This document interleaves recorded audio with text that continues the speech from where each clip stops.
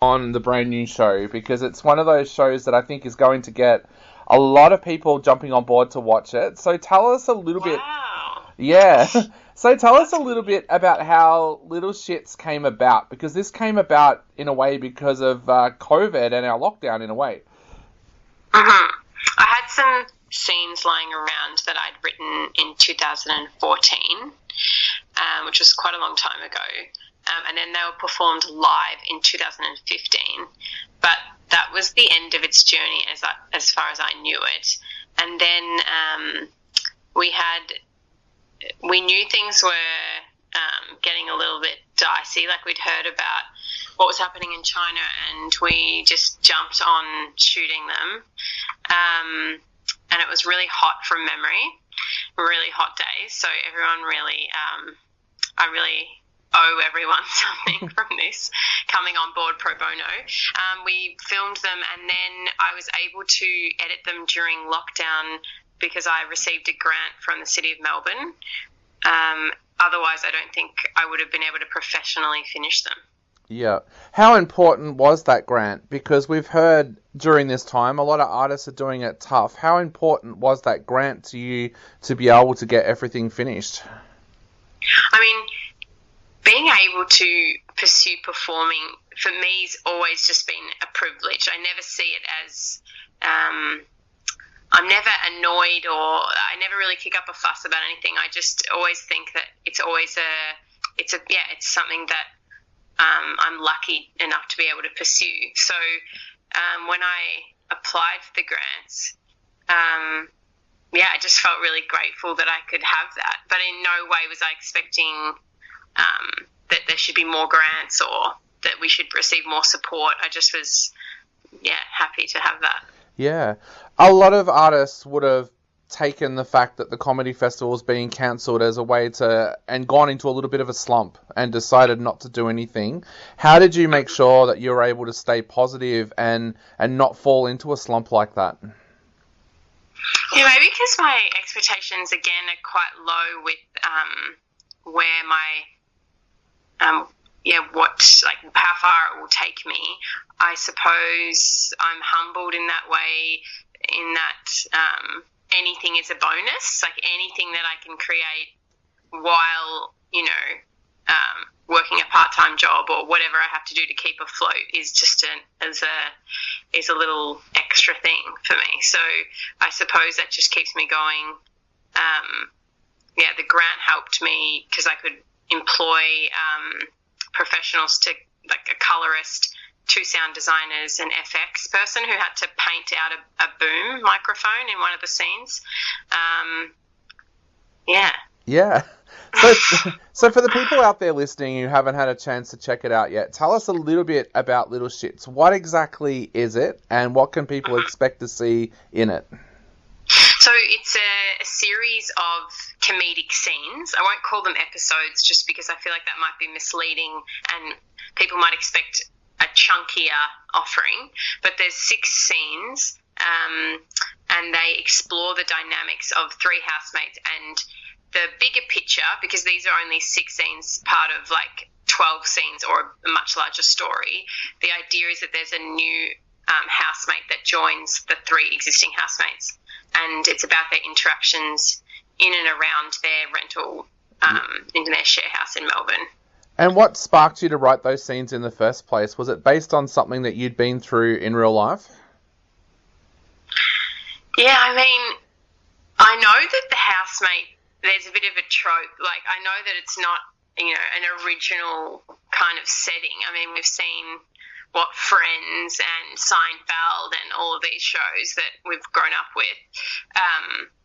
But there is something really unique about the housemate relationship. Like, you know them more intimately than your friends, but it just doesn't seem possible to have arguments in the same way you would with your family members or your partner. It just doesn't seem possible. It's like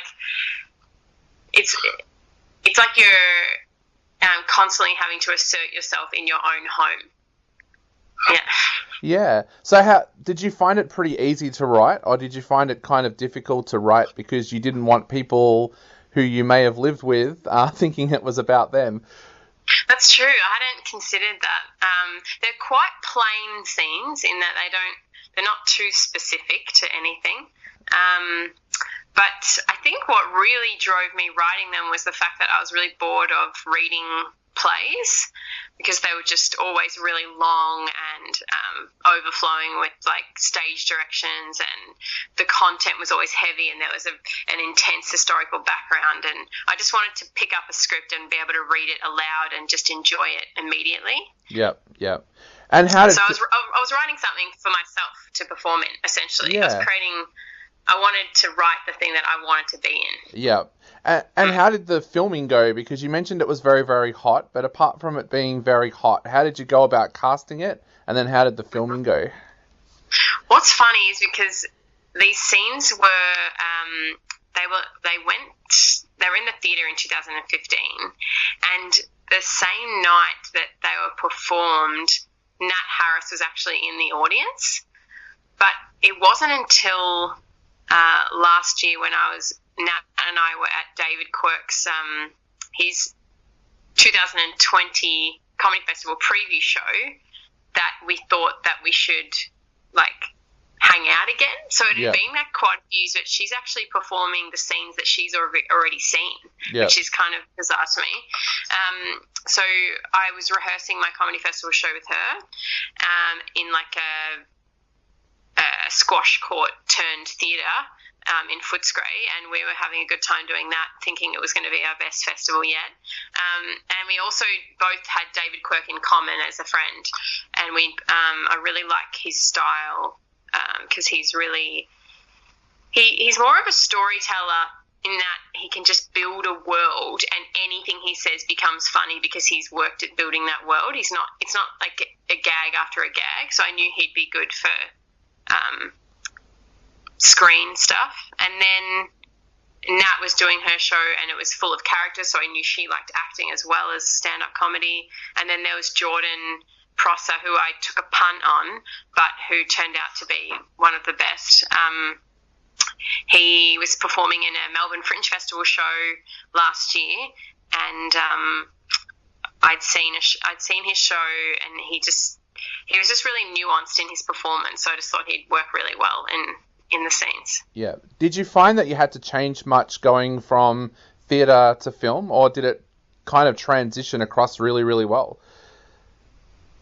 No, in theatre, there's so many opportunities to speak up and to workshop things, but we only had 2 days to film these scenes, and we had 3 films on each day, and we finished late at night each day, and it just goes to show there's such small content, but it can just take so long to do. So there wasn't actually much time to redo something or experiment, which there is so much more time for that in the theatre, and especially because everyone in the theatre is used to working pro bono, but in film I feel like at a certain point you really can't get a great cinematographer unless you know them, or their day rates are just through the roof. I was lucky to get everyone on board. Yeah.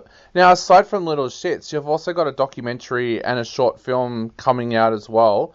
Where do you see yourself going once the whole COVID lockdown is over? Is film something that you want to keep pursuing now, or do you think you'll go back to stage and comedy? I just love all of it. I'm happy to be a part of all of it. Pat Mooney, who directed Jeanette is the Dog, which is the short film I think you might have been referring to.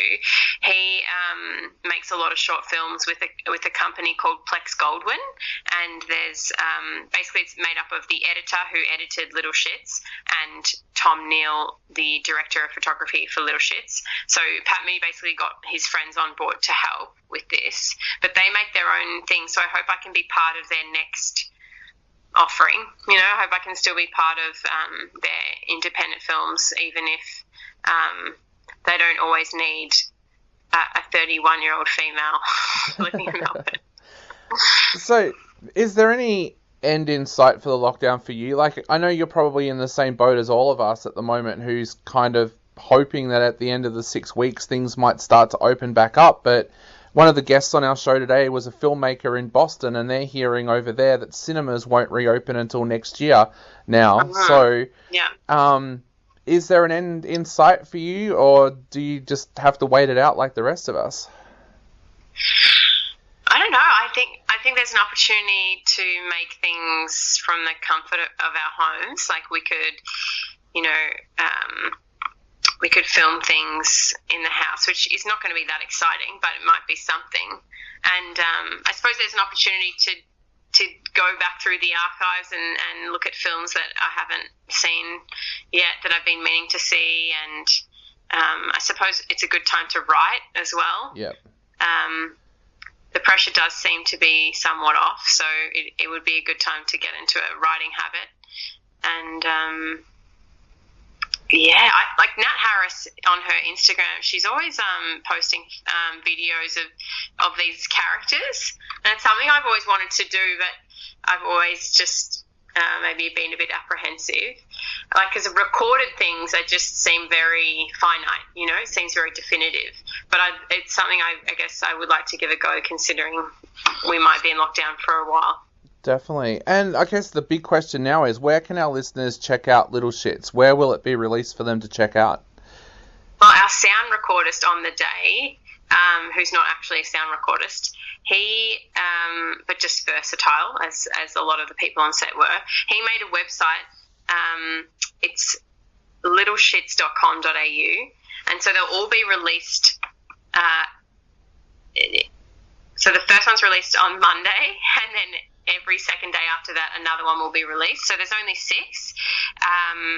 So by the 20th, they'll all be up. But you can also watch them on YouTube. Awesome. Well, I know a lot of our listeners out there will definitely want to check them out. So, Hannah, thank you so much for chatting to us today. It's been an absolute pleasure. And hopefully, in the future, we do get to see more projects from you as well. Great. Looking forward to sharing.